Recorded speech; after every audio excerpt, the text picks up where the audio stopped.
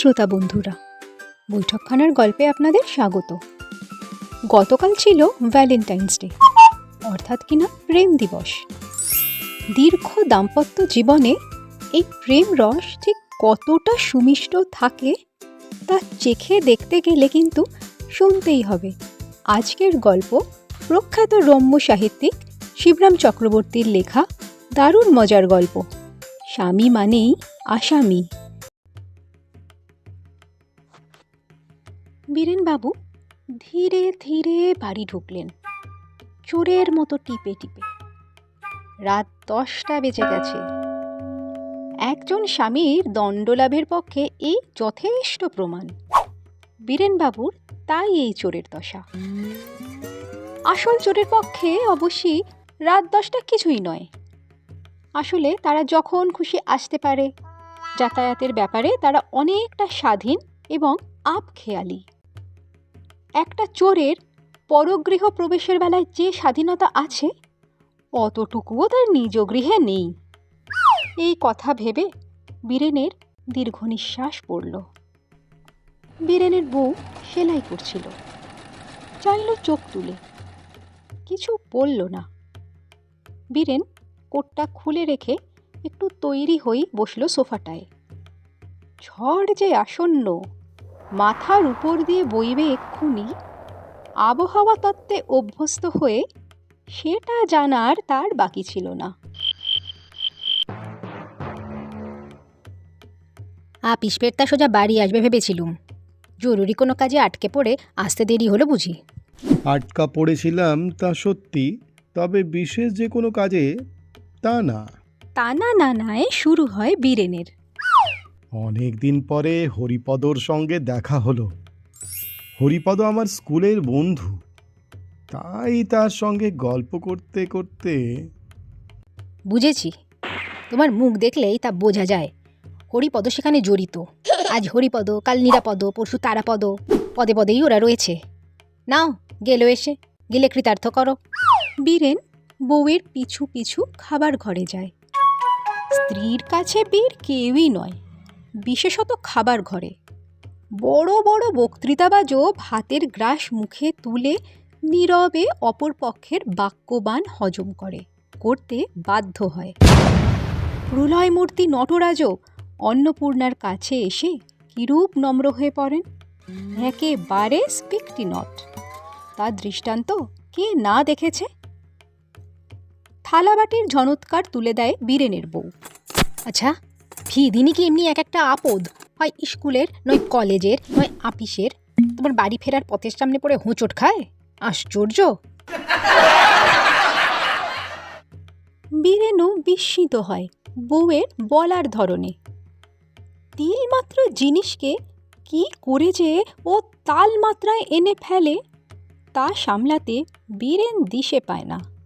তার কানে তালা লাগে, ভাবলে অবাক হতে হয়। প্রত্যেক দিন নয়, কোনো কোনো দিন বন্ধু বান্ধবের সঙ্গে পথে দেখা হলে কি করব? দেখতে পাইনি ভান করে পাশ কাটিয়ে চলে আসব? তুমি তাই বলো। বীরেনের বউ কিছু বলে না, ভাতের থালা ধরে দেয়। বীরেনকে হাত মুখের ব্যাপারে বিব্রত করে। তারপরে বলে, মনে করো আমিও যদি প্রত্যেক দিন এমনি বেরিয়ে যেতুম আর ফিরতুম অনেক রাত করে, আমারও কি বন্ধু বান্ধব নেই? তুমি তাহলে কি বলতে আমায় শুনি? বীরেন গ্রাসটা কোঁত করে গিলে এক ঢোক জল খেয়ে নেয়। কিচ্ছু না, যাও না কেন বেড়াতে? আমি তো তাই বলি, চুপচাপ বাড়িতে এমনি মনমরা হয়ে বসে না থেকে সইটইদের বাড়ি গেলে কি সিনেমা দেখে এলে, মন্দ কি? যাবার মতো কোনো চুলো আছে নাকি আমার? থাকলে আর একথা তুমি আমায় বলতে না। ঝড়ের সঙ্গে বৃষ্টির আমেজ দেখা দেয় এবার। বীরেন অস্থির হয়ে ওঠে। ওই তো মেয়েদের ধরনই ওই, একটুতেই কান্না। বীরেন বউয়ের বায়না সইতে পারে, রান্না সইতেও রাজি, কিন্তু কান্না ওর অসহ্য। গর্জনে সে কাহিল নয়, কিন্তু বর্ষণে কাতর।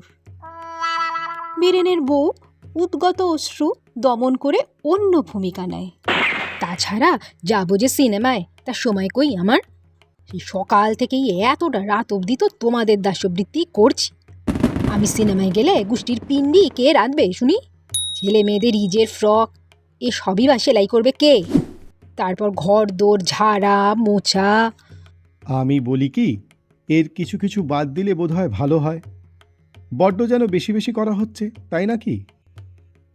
এই যেমন ধরো ঘরদোর ঝাড়া মোছার কাজ, এটা যেন একটু বাড়াবাড়ি করা হয় আমার ধারণা। এই সেদিন আমি দরজার পাশে দাঁড়িয়েছিলাম, হয়তো তুমি দেখতে পাওনি। তুমি ঝুলঝাড়া ঝাড়নটা দিয়ে মায়ের দরজা আমার আগা পাঁচতলা ঝেড়ে দিলে। তাতে আপাদমস্তকে আমার অনেক আবর্জনা সাফ হয়ে গেল, তা সত্যি, কিন্তু মানুষ পরিষ্কার করার রীতি বোধহয় ও নয়। বউকে এবার নিরুত্তর হতে হয়। তার বধূ জীবনে বোধহয় এই প্রথম, এবং জীবনের এই প্রথম সুযোগে বীরেনও আরও কিছু বলে নেয়।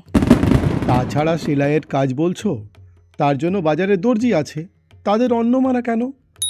আর পিণ্ডি রাঁধার কথা যা বললে, কথাটা নেহাত মিথ্যে বলনি।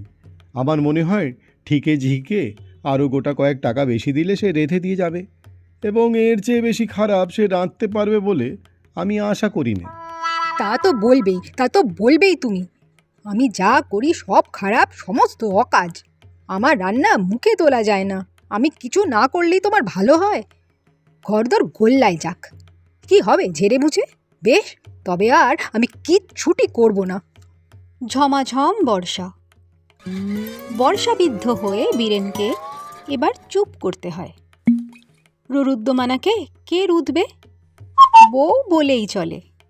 কেন যে তুমি আর সবার স্বামীর মতো নও, আমি তাই ভাবি। আর সব স্বামীরা নিজের ঘরদোর পরিষ্কার পরিচ্ছন্ন দেখলে খুশি হয়, বাড়িতে থাকতে ভালোবাসে, নিজের বউ ছেলেমেয়ের সঙ্গে গল্প করতে চায়, মিশতে চায়। তুমি তাদের মতো নও। পাশের বাড়ির নিবারণবাবুকে দেখো তো, কেমন চমৎকার লোক। সন্ধ্যের আগেই বাড়ি ফিরবেন, কেবল আপিসটুকুই যা বাইরে, নইলে বাড়িতেই সারাক্ষণ। আর কীরকম বউয়ের বাধ্য, সর্বদা কাছে কাছে রয়েছেন। নিবারণবাবুর মতো হতে কেন যে তুমি পারো না, কোথায় যে তোমার আটকায়। বীরেনের গলায় আটকাচ্ছিল। তাড়াতাড়ি জল খেয়ে বাধাকে তলায় পাঠিয়ে অন্নগ্রাস মুক্ত হয়ে চট করে সে উঠে পড়ল। নিবারণবাবুর প্রসঙ্গ ওঠার প্রায় সময় হয়েছে সে টের পেয়েছিল। সে ঢেউ একবার উঠলে শ্রীমতীকে নিবারণ করা অসম্ভব, সে জানত। কথার চেয়ে দৃষ্টান্ত তীক্ষ্ণ। কথার খোঁচা তবু সওয়া যায়, কিন্তু দৃষ্টান্তের খোঁচা অসহ্য। তার সূচিমুখ থেকে বাঁচতে হলে কান হাতে করে দৃষ্টির বাইরে যেতে হয়।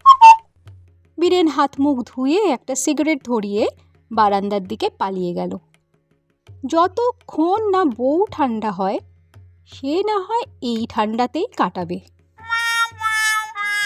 খোলা বারান্দাটার ওধারেই নিবারণদের বাড়ি, একেবারে কোণ ঘেঁষা কান ঘেঁষা।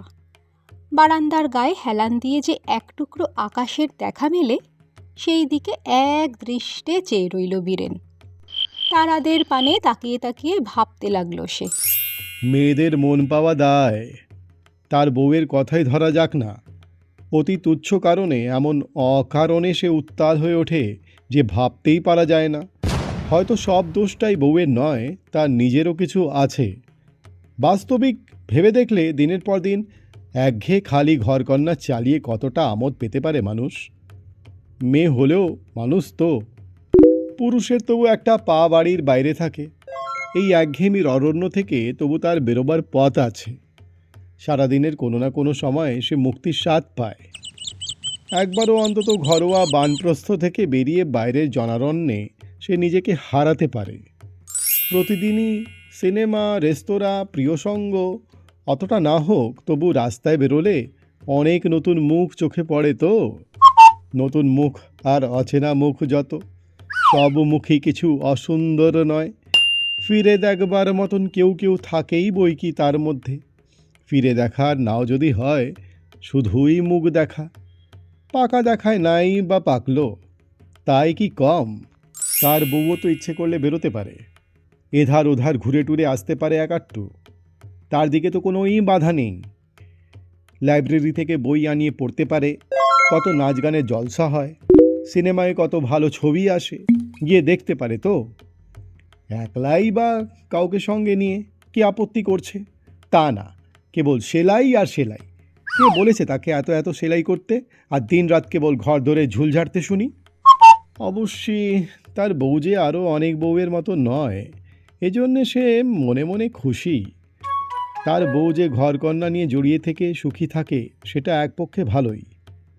কোনো কোনো মেয়ে যেমন প্রজাপতির মতন খালি উড়ছেই, দিন রাতি কেবল ফুর্তি, স্বামীর দিকেও নজর নেই, গেরস্থালির দিকেও না, কেবল তার কষ্টার্জিত টাকা উড়িয়েই খালাস।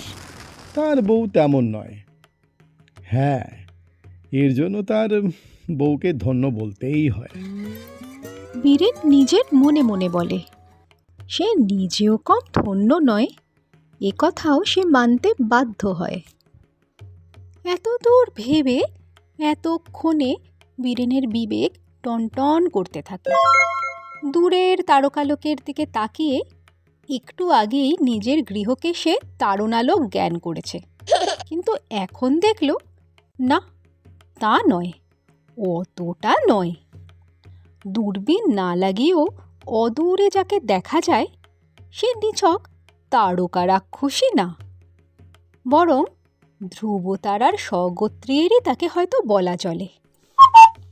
না, এরপর থেকে সে বউয়ের কথা মতো চলবে, আর তার অবাধ্য হবে না। আপিসের ফেরত সোজা বাড়ি এসে তার সান্ধ্যকৃত্য, তারপর আর বাড়ির বার নয়। বউয়ের রূপ সুধা, কথামৃত, শ্রীহস্ত লাঞ্ছিত খাদ্যাখাদ্য ইত্যাদির পানাহার শেষে লক্ষ্মী ছেলের মতো শুতে যাওয়া, তারপরে ঘুম থেকে উঠে বাজার সেরে নিয়ে খেয়ে ফের আপিস। এবার থেকে এই হলো তার নিত্যক্রিয়া এবং নৃত্যক্রীড়া। বউয়ের খাতিরে বন্ধু বান্ধব সব সে বর্জন করবে। রাস্তায় তাদের কারো সঙ্গে দেখা হলে প্রথমেই পাওনাদারের মতো না দেখার ভান দেখাবে। তাতেও যদি তারা না মানে, ঘাড়ে পড়ে জমাতে আসে, সে চোখ তুলে না চেয়ে বৃড়াবনত মুখে সরে পড়ার চেষ্টা করবে। যদি তবু কেউ তাড়া করে, তাকে উপদেশ দেবে, যাও নিজের বউয়ের কাছে যাও, আমাকে বকিও না। সত্যি, বউয়ের চেয়ে আপনার আর কে আছে? কার কে আছে? এইরূপ সমাধানে পৌঁছে অনুতাপ বিদগ্ধ বীরেন বউয়ের কাছে মার্জনা ভিক্ষা করে আরও মার্জিত হবার আশায় যখন বারান্দা ত্যাগ করতে যাচ্ছে, সেই সময়ে অপ্রত্যাশিত রূপে আরেক সমস্যা দেখা দিল, আর এক দাম্পত্য সমস্যা। পাশের নিবারণবাবুর ঘর থেকে শ্রীমতী নিবারণীর কলকণ্ঠ কানে এলো।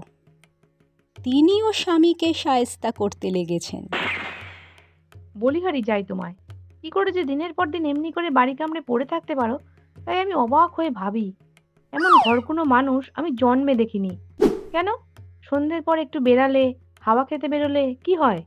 বন্ধু বান্ধব 5 জনের সঙ্গে মিশলে, আড্ডা দিলে, এখানে ওখানে গল্পগুজব করলে খানিক, তাও কি তোমার ভালো লাগে না? কেবল আপিস আর ঘর, ঘর আর আপিস। আপিস থেকে ফিরে নির্জীব হয়ে শুয়ে পড়লে। এমন করলে বাতে ধরবে যে। ক্যা বাত! বারান্দার অন্ধকারের মধ্যে বীরেনের মুখ উজ্জ্বল হয়ে উঠল। বেচারা নিবারণেরও দেখছি সেই দশা, তারও স্বস্তি নেই। যদিও তার অপরাধ আমার ঠিক উল্টো বলেই যেন বোধ হচ্ছে। নিবারণ কি সদুত্তর দেয় জানবার জন্য পরের কথায় আড়ি পাতা অন্যায়, এবং আড়ি পাততে গিয়ে অধঃপতন লাভ আরও অন্যায়, তা জেনেও বারান্দা থেকে অনেকখানি সে ঝুঁকল, কিন্তু এত ঝুঁকি নিয়েও কোনো লাভ হলো না। প্রত্যুত্তরে নিবারণ আমতা আমতা করে কি যে বলল কিচ্ছু বোঝা গেল না। সঙ্গে সঙ্গে ওর বউয়ের গর্জন তেড়ে এলো। বউয়ের এত আঁচল ধরা হওয়া কি ভালো? এরকম ন্যাওটা মানুষ মোটেই আমি ভালোবাসি নে। আমার 2 চক্ষের বিষ। সারাটা সন্ধে বাড়িতে বসে থেকে আমার প্রত্যেক কাজে বাগড়ানা দিয়ে একটু বেরিয়ে চেরিয়ে এলে কি হয় না? তাতে কিছু মহাভারত অশুদ্ধ হবে না। একটু পুরুষ মানুষের মতো না হয় হলেই। পাশের বাড়ির বীরেনবাবুকে দেখো দেখি, ওরকম কি তুমি হতে পারো না? নাকি ওরকম না হবার জন্যে কেউ তোমাকে মাথার দিব্যি দিয়ে পায়ে ধরে সেধেছে? এই পর্যন্ত শুনেই বীরেনের মাথা ঘুরতে লাগলো। বারান্দা থেকে পা টিপে টিপে ঘরের মধ্যে ফিরল সে, কিন্তু বউয়ের কাছে মার্জনা লাভের সংকল্প নিয়ে নয়। সে সাধু ইচ্ছা তার উড়ে গেছে তখন। কি লাভ? মেয়েদের রহস্য তার সামান্য বুদ্ধির বাইরে।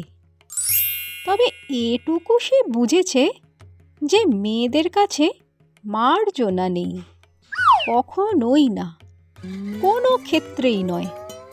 আছে সম্মার্জনা, সর্বদা এবং সর্বত্র। এবং এই বোঝাই তার যথেষ্ট। সেই বোঝা আরও বাড়িয়ে আর কি লাভ হবে তার?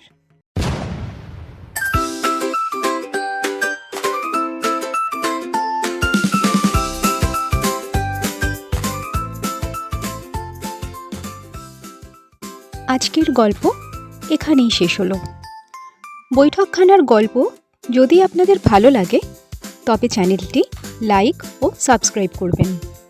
আর হ্যাঁ, আপনাদের মূল্যবান মতামত জানাতেও ভুলবেন না কিন্তু।